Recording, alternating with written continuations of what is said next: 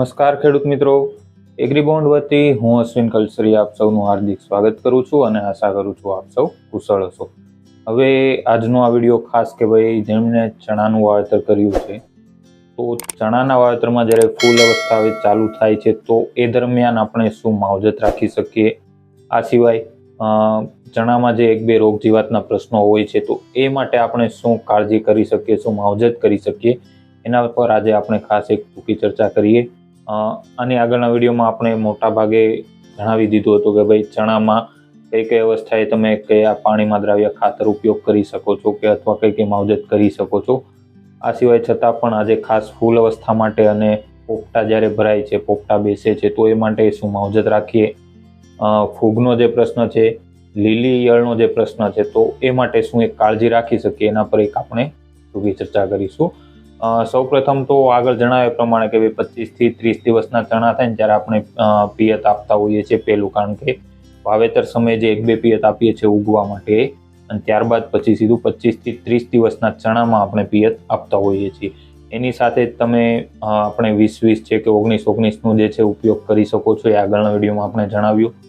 આ સિવાય ખાસ કે ફૂલ અવસ્થા 40 થી 50 દિવસના જ્યારે પાક થાય છે એ સમયે ફૂલ આવવાની શરૂઆત થતી હોય છે.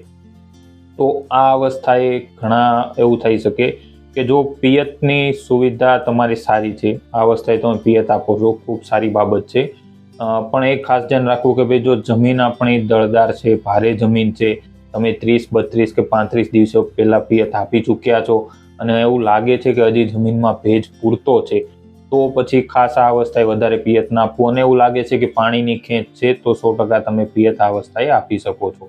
આ સિવાય 65 થી 75 દિવસ હોય છે કે જ્યારે પોપટા બેસે છે, પોપટા ભરાવાની શરૂઆત થાય ત્યારે ખાસ તમે પિયત છે એનું કાળજી રાખી શકો છો. આ કટોકટીની અવસ્થાઓ છે ચણામાં કે જ્યારે આપણે પિયતની આવશ્યકતા રહેતી હોય છે. હવે એક પ્રશ્ન એ હતો કે ભાઈ પીળાશ પડે છે, છોડ મહિના દિવસ ઉપરનો થયો, છોડ પીળો પડે છે, જાંબુડિયા કલરનો થઈ જાય છે, આ પ્રશ્નો પણ ઘણાને જોયા હશે. તો ખાસ કે ભાઈ એમાં કોઈ નાઇટ્રોજનયુક્ત ખાતર વધારે પડતા ના આપવા, એનું મુખ્ય કારણ એ હોઈ શકે છે વાતાવરણની અસર છે જાંબુડિયા પડવામાં. આ સિવાય પીળાશ પડવામાં માઇક્રોન્યુટ્રિયન્ટ સૂક્ષ્મ પોષક તત્વોની ઉણપ પણ હોઈ શકે છે. તો એના માટે બેસ્ટ છે કે તમે ગ્રેડ 4 અથવા ગ્રેડ 5ના જે માઇક્રોન્યુટ્રિયન્ટ માર્કેટમાં મળે છે એનો તમે સ્પ્રે કરવાનો આગ્રહ રાખવો જોઈએ.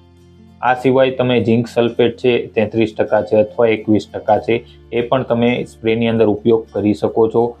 33% જો ઉપયોગ કરવું છે તો એ તમે 45 ગ્રામ પ્રતિ પંપ લઈ શકો છો, અને ઝીંક સલ્ફેટ 21% ઉપયોગ કરવું છે તો એ તમે 75 ગ્રામ પ્રતિ પંપ લઈ અને સ્પ્રે કરી શકો છો. આ માવજત 25 થી 35 દિવસનો જે પાક હોય ને એની અંદર કરવી. હવે જો વાત કરીએ ફૂલ અવસ્થા, તો 40 થી 50 દિવસનો જ્યારે પાક છે, ફૂલ આવવાની શરૂઆત થઈ છે, તો આ સમય દરમિયાન માવજત માટે તમે 05234 આગળ જણાવ્યું હતું એ પ્રમાણે 100 ગ્રામ પ્રતિ પંપ લઈ શકો છો, અને એની સાથે ખાસ તમે બોરોન 20% જે આવે છે 15 થી 20 ગ્રામ પ્રતિ પંપ છે મિક્સ કરી અને સ્પ્રે કરી શકો છો. બોરોને માટે કે આગળ જતા શું એક પ્રશ્ન આવે છે કે ભાઈ પોપટા બેસી ગયા છે પણ અંદરથી ખાલી છે, એટલે ખાસ કે આ ફૂલ અવસ્થાએ જો તમે બોરોન આપો છો તો આગળ પોપટા બેસે છે અવસ્થા માટે ખૂબ જ સારું રહેશે. એટલા માટે 05234 સાથે બોરોન છે એનો ઉપયોગ કરવાનો આગ્રહ એક રાખવો જોઈએ. આ સિવાય જેને સુકારાનો થોડો ઘણો પ્રશ્ન લાગી રહ્યો છે તો ખાસ કોમન જે આપણી ફૂગનાશક છે મેન્કોઝેબ અને કાર્બેન્ડેન્ઝિમ એ અથવા તો મેટાલેક્ઝિલ અને મેન્કોઝેબ એ તમે પિયતની અંદર આપી શકો છો 500 ગ્રામ એકરના ડોઝ પ્રમાણે, અથવા તો ડ્રેન્ચિંગ કરી શકો છો 40 થી 45 ગ્રામ પ્રતિ પંપ લે અને ડ્રેન્ચિંગ કરી શકો છો. ખાસ આ બાબતનું ધ્યાન રાખવું કે ફૂગનાશક ઉપરથી સ્પ્રે ના કરવી, કારણ કે સુકારાનો પ્રશ્ન મૂળથી જમીનમાંથી છે તો પિયત અથવા ડ્રેન્ચિંગની અંદર આપવાનો આગ્રહ રાખવો જોઈએ. હવે મુખ્ય બીજો એક જીવાતનો પ્રશ્ન છે એ છે લીલી ઈયળ. હવે લીલી ઈયળમાં એવું છે કે ભાઈ થોડી ઘણી દેખાય છે તો તમે નોર્મલ છે આપણે જંતુનાશક દવાનો ઉપયોગ કરી અને આપણે નિયંત્રણ લઈ શકો છો. બહુ ભારે નુકસાન છે તો જ હેવી ડોઝની દવાનો ઉપયોગ કરવો, કારણ કે ઘણીવાર શું થાય થોડી ઘણી દેખાય તો પણ આપણે હેવી ડોઝની દવા છે એનો ઉપયોગ કરી નાખતા હોઈએ અને પછી કહીએ બે એકવાર મારી દઈશું લાંબા સમય સુધી ચાલશે, પણ એવું નથી કે જરૂરિયાત છે ઓછા ખર્ચે કામ થઈ જાય છે તો ઓછા ખર્ચે કામ પૂરું કરવાનો પ્રયત્ન કરવો જોઈએ. એવું નહીં કે હેવી ડોઝની લઈને મારી દીધી પછી એના કારણે એવું પણ બની શકે કે છોડ છે એનો વિકાસ રૂંધાઈ જાય છે. એટલે આ ખાસ દરેક ખેડૂત મિત્રે કાળજી રાખવી.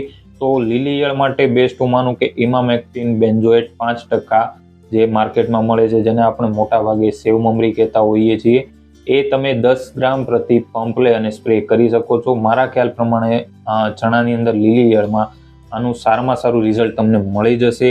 એવું લાગે છે તો 10 દિવસ પછી બીજો સ્પ્રે આપી શકો છો, અથવા તો 2 સ્પ્રેની અંદર લીલી ઈયળનું ચણાના પાકમાં સારું નિયંત્રણ મળી જાય છે.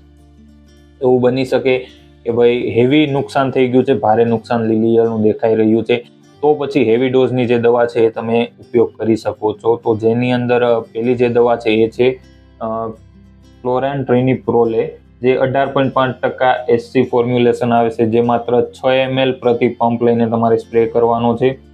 અથવા એમાં જ બીજી જે એ છે ક્લોરેન્ટ્રેનિપ્રોલે 10% પ્લસ લેમડા સાયલોથ્રીન 5%, જે તમે 8 ml પ્રતિ પંપ લઈને ઉપયોગ કરી શકો છો.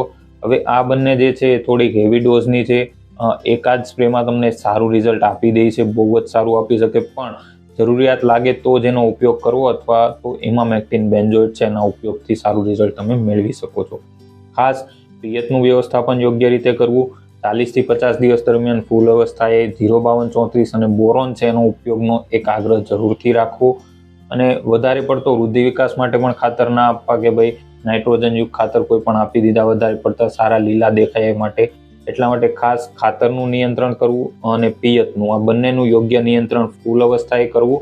અને પોપટા અવસ્થાએ 65 થી 75 દિવસ દરમિયાન 0050નો પણ એક સ્પ્રે આપી શકો છો.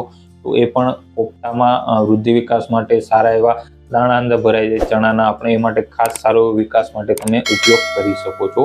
તો ખાસ એટલી એક નાની એવી બાબતની કાળજી દરેક ખેડૂત મિત્રે રાખવી જોઈએ. હાલ પૂરતું આટલું જ. ફરીથી મળીશું એક નવા વિડીયોમાં નવા પ્રશ્ન સાથે. ધન્યવાદ.